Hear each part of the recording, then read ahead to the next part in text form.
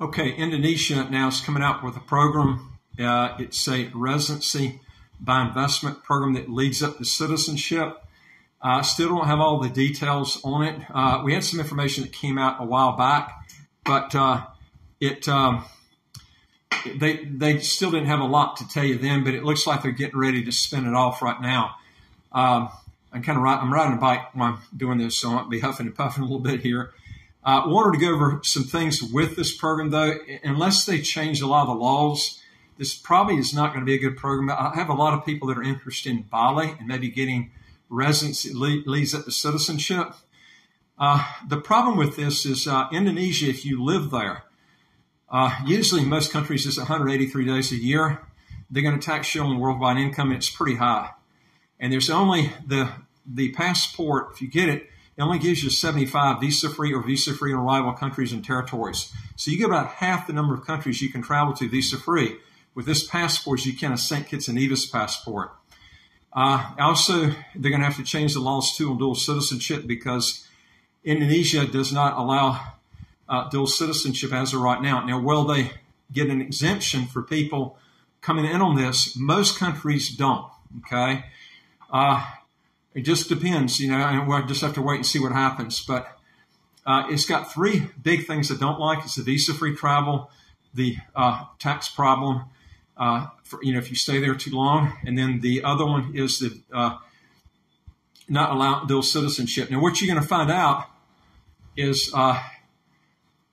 we've had people who have been Indonesians that have gotten St. Kitts passport and other passports too, because we deal with quite a few different ones too. And I don't know if any of them have relinquished their other passport, but it's different if you're going in reverse. Now, if you're going in reverse and you've already got a passport and you go into Indonesia, what you're going to find out is they're going to require you to sign a statement, and they're going to make you show proof that you have dropped those other passports and citizenship, whether it's 1, 3, or 5, how many you got. So this is a problem that you've got. And let me tell you what you don't want to do. You definitely don't want to lie on that. Let me tell you why. There's a guy that, there's a story I told a while back. He was a U.S. citizen, and when I was living in Panama, Central America, he'd left, but I had a friend who's also a friend of his also.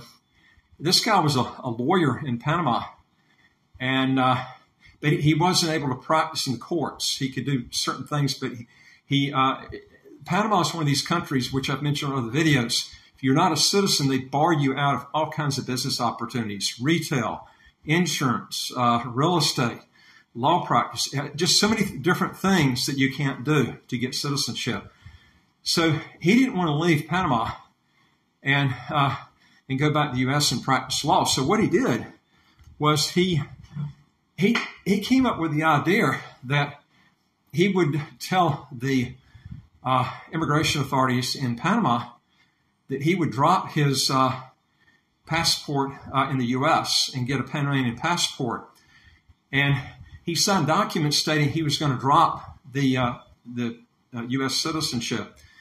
And what happened was he didn't realize this. He thought that Panama was so lackadaisical and corrupt. The papers would just go through the wayside, nothing would happen. And what ended up happening was he went back to the U.S. and he used his U.S. passport to go in. And he had gotten the Panamanian passport. And when he went to the U.S., he was blocked from coming in. And they said, your passport's been canceled. Make a long story short, what happened was that paperwork that he signed went back to the U.S. But he said he was going to drop his other passport, which is U.S. Like I said, it's not bad if he was going from Panama to the U.S., because the U.S. allows dual citizenship, but he was doing the reverse. He was going to Panama that doesn't allow dual citizenship. And then what he was doing, he signed those papers, and those papers went right back. I think they went to the Immigration and the Secretary of State's office. And I'm going to tell you something, he had a nightmare. He had lost his U.S. passport because of this paper. And this is why I tell people, when you do crap like this, don't lie on these forms, okay? If you don't like the system where you're going to have to relinquish your other passports, just find another way. Find a country that will allow dual citizenship.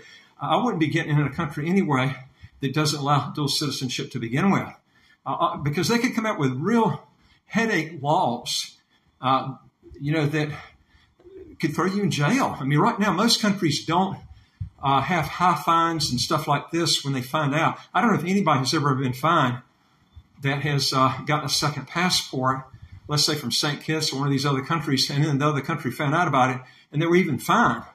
But even China, you go to China, China has these second passport programs all over China, and the government there knows that people are getting these passports in St. Kitts. And they're just not, it's against the law, but it's just like they're not really enforcing the law there. And I always tell people you should be avoiding that to begin with, okay? Don't get yourself in a situation where you're going to have a problem like that. And make a long story short, this lawyer did get his passport in the U.S. back. It took several years. It took him thousands of dollars to do it. It was a pure friggin' headache. Of course, the Panamanian government never found out about it. He still got his other Panamanian passport, but it's the headache that he had to go through. But the reason I'm bringing this out is Indonesia. If you're looking at going into Indonesia and thinking, they won't find out. Hey, listen, don't do what he did. It's not worth it. If they won't allow you to have a second passport, skip it. It's not worth it. You got 75 visa-free or visa-free and arrival countries and territories that you can go to. Ain't worth it. And the taxes, they're going to have to change that.